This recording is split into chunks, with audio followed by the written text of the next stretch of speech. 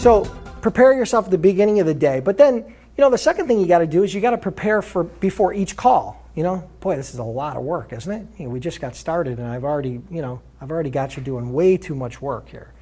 But you prepare at the beginning of the day, but you have to prepare for every call. One of the things that we've covered in a previous seminar and in different sales trainings that we've done is about sales intelligence and about doing research on your prospects prior to actually calling them. So doing your online or offline research on websites, if you're calling a company, doesn't it make sense that you would look on their website and try to see what products they sell?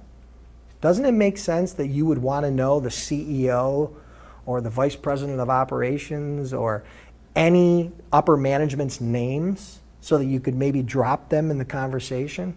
Doesn't it make sense that you would want to know a recent press release where they talked about acquiring another company or releasing a new product line or opening a new location? And these are all simple things, and that information it's becoming more readily available because websites they are getting better and better. And so you'll find a lot of that information on the website. What you don't find on the website, you'll find in search engines. Google, right? Google is one of my best friends. As sad as that sounds, there's very little that I ever want to know that I can't ask Google and it won't give me the answer.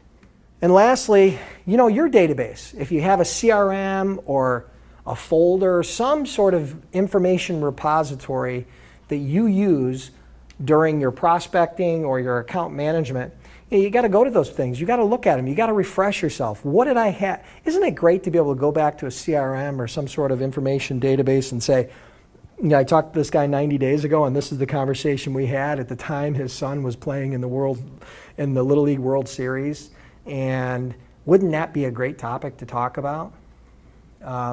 Or that any nuggets of information, or refreshing the conversation because they were having challenge with X, Y, and Z.